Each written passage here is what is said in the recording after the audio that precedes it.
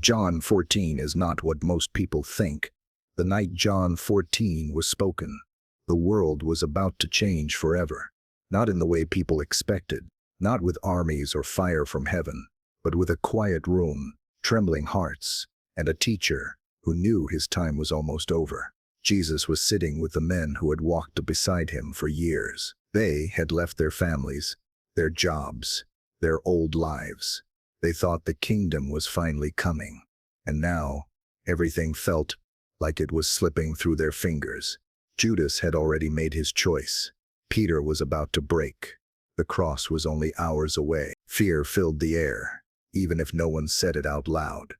And it is right there, in that fragile, breaking moment, that Jesus chose to speak some of the most beautiful words ever recorded. He did not give them a battle plan. He did not explain every mystery. He did not defend himself. He gave them his heart. He spoke peace when their minds were racing. He spoke hope when the future looked dark. He spoke of heaven when the earth was about to do its worst. John 14 is not a speech. It is a farewell whispered in love. It is Jesus opening a window into eternity while standing on the edge of suffering. Every sentence carries both the weight of goodbye and the promise of forever. These are not distant religious ideas. These are the words of someone who knows he is about to be nailed to a cross and still chooses to comfort the people he loves. And the reason these words still matter today is because we are not that different from those disciples. We still face uncertainty. We still feel afraid when things fall apart. We still wonder where God is when the future feels unclear. John 14 speaks into those same fears, not with shallow encouragement, but with a deep, unshakable assurance that you are not abandoned, you are not forgotten, and you are not walking alone. As we step into this chapter together, you are not just reading something Jesus said long ago. You are listening to what he is still saying now, into your doubts, into your waiting, into your question. The same voice that spoke peace in that room is speaking to you, right where you are, reminding you that even when everything seems uncertain, his love is not. Number 1, Jesus spoke peace when the world was about to fall apart. The first thing Jesus said in John 14 was not a command to be strong, not a warning, not a prophecy. He looked at the fear in their eyes and spoke straight into it. Let not your heart be troubled. That one sentence carries more weight than we realize. These men were watching everything they believed in start to unravel. The leader they had trusted was talking about leaving. The future they imagined was collapsing. Anxiety was filling every corner of the room, and yet Jesus did not try to change their circumstances before he changed their hearts. He did not remove the storm. He spoke peace inside it. That is what makes this chapter so beautiful. Jesus was not pretending everything was fine. He knew betrayal was coming. He knew suffering was coming. He knew the cross was only hours away. Still, he chose to give them peace instead of panic. This kind of peace is not the absence of trouble. It is the presence of God inside trouble. When Jesus told them not to let their hearts be troubled, he was not demanding emotional control. He was inviting them to trust him in the middle of what they could not understand. And that invitation is still being offered to you. There are moments in life when everything feels like it is falling apart. Plans change. People leave. Prayers seem unanswered. Fear rises quietly in the background. In those moments, Jesus does not shame you for being afraid. He draws near and says, "Let me hold what you cannot." The peace he gives is not fragile. It does not depend on things going your way. It rests on who he is. John 14 begins with peace, because peace is the foundation of everything that follows. Before Jesus talks about heaven, the Spirit, or the future, he anchors their hearts in calm. It is his way of saying that no matter what is about to happen, they are still safe in him. Even when the world is shaking, his love is steady, and that is the kind of peace that carries you through anything. Number 2, I go to prepare a place for you. Heaven became personal. When Jesus began to speak about leaving, the disciples felt the weight of separation, but instead of letting that fear grow, he gave them something extraordinary, a promise. I go to prepare a place for you. In those words, heaven stopped being a distant idea and became something deeply personal. Jesus was not talking about a location. He was talking about relationship. A place prepared for you means you are expected. It means you are wanted. It means your life is not an accident in God's story. He did not say he was going away forever. He said he was going to get things ready. That changes everything. The cross was not the end of his love. It was the doorway to a future where his people would never be separated from him again. Even as he faced death, Jesus was thinking about their home. He was thinking about their eternity. He was thinking about the moment when they would be together again. This may be one reason John 14 feels so tender. Jesus was not just teaching theology. He was reassuring hearts. The promise of a prepared place means you are not wandering through life without purpose. Your story has a destination, and that destination is not just heaven as a place, but Jesus as a presence. Wherever he is, that is home. So when life feels uncertain and the world feels unstable, it can help to remember that something is being prepared for you beyond what you can see. Jesus has not forgotten you. He has not left you behind.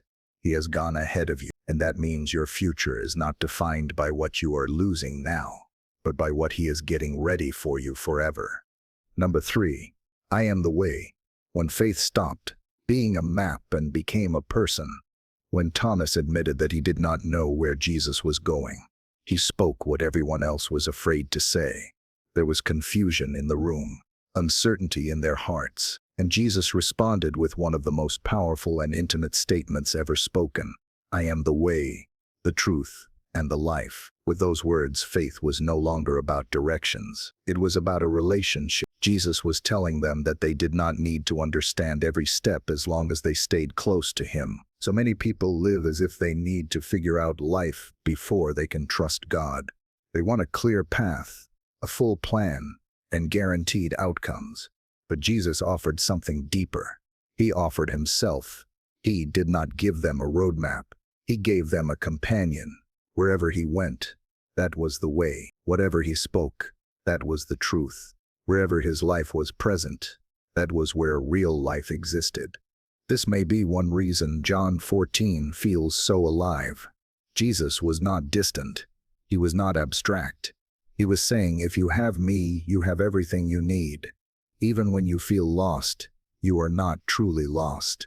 If you are with him, even when you cannot see the future, you are still walking the right path.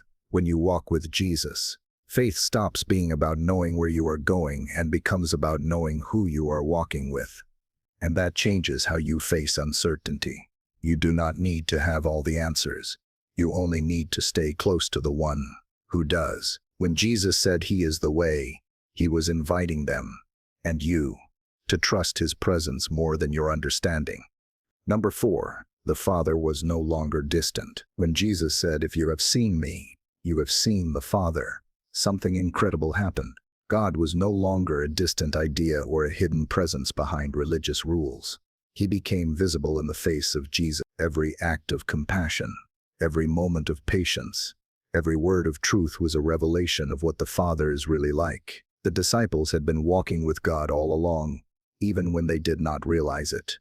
This changes the way we see God.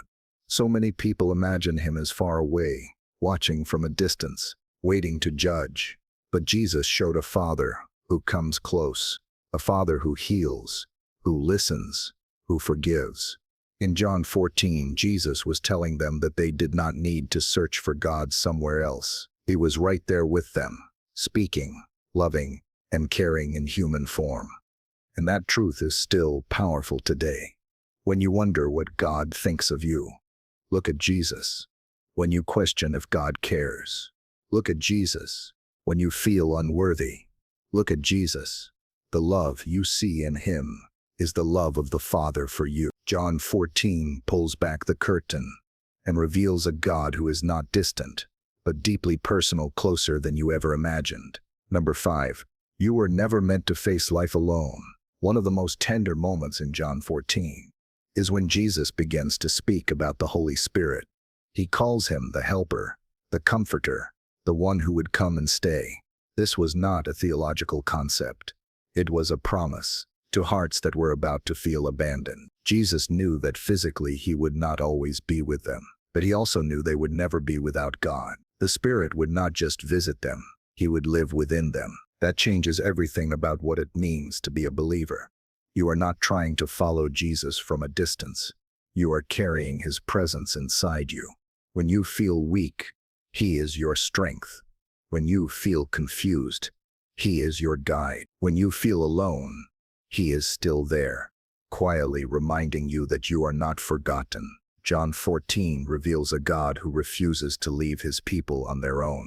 This may be one reason Jesus said it was better that he go away, not because his love was ending, but because it was expanding. Through the Spirit, his presence would no longer be limited to one place. It would be with every believer, in every moment, in every struggle. That means when you pray, when you doubt, when you cry, you are never speaking into empty space. God is already there, closer than your own breath. Number 6. Peace that the world cannot give. Near the end of John 14, Jesus speaks again about peace, but this time he makes it clear that his peace is different. My peace I give you, not as the world gives. The world's peace depends on circumstances. It lasts only when things go well. Jesus offers a peace that holds steady even when everything is shaking. It is a peace rooted in his presence, not in your situation. This kind of peace does not mean you will never feel pain. It means pain will not have the final word. It does not erase fear, but it gives you something stronger than fear. Yet Jesus was about to walk into betrayal, suffering, and death. Yet he spoke of peace. That tells you everything about the kind of peace he gives. It is not fragile, it is unbreakable. And that peace is still available to you. In the middle of anxiety, grief, and uncertainty, Jesus offers a calm that cannot be explained by logic. It comes from knowing that no matter what happens, you are held by something greater. John 14 reminds us that even when the world cannot give you peace, Jesus already has. Number 7. Why Jesus spoke these words right before the cross. Everything Jesus said in John 14 becomes even more powerful when you it can help to remember when he said it. These were not words spoken in a peaceful season. They were spoken on the edge of betrayal. Judas had already left the room. Peter was about to deny him. The soldiers were already moving. And yet, instead of focusing on his own pain, Jesus poured out comfort, promise, and hope. He was preparing his disciples for a future without his physical presence, even as he was preparing himself for unimaginable suffering. This tells you something profound about the heart of Jesus. Even when his own heart was about to be broken, he was still thinking about theirs. John 14 is not just a chapter about heaven, peace, or the Spirit. It is a chapter about love that refuses to you. May notice a gradual release. Even in the face of death, Jesus was not trying to escape the cross. He was choosing to walk through it so that his people would never have to walk alone again. The timing matters because it shows that these promises were not cheap words. They were spoken with full awareness of what was coming. Every promise in John 14 was sealed by the cross and confirmed by the resurrection. When Jesus said he would prepare a place, he was speaking as someone who was about to make a way through sacrifice. When he promised peace, he was doing it as someone who knew pain. That is why these words still carry so much weight. They were born out of love that cost everything. Conclusion. In a way that does not rush. John 14 is beautiful because it shows you who Jesus really is when everything is on the line. It reveals a Savior who speaks peace instead of fear, promise instead of despair, presence instead of distance. In one chapter, he gives you heaven, truth, the Father, the Spirit, and a peace the world cannot touch. These are not ideas meant to stay on a page. They are realities meant to live inside you. Jesus did not speak these words just for a room long ago. He spoke them for every heart that would ever feel uncertain, lonely, or afraid. When you are waiting, he reminds you that a place is being prepared. When you are lost, he reminds you that he is the way. When you feel alone, he reminds you that his spirit is still with you. And when the world feels loud and overwhelming, he gives you a peace that quietly holds you steady. John 14 is not just a chapter you read. It is a voice that still speaks, a voice that says you are loved, you are not forgotten, and you are on your way home.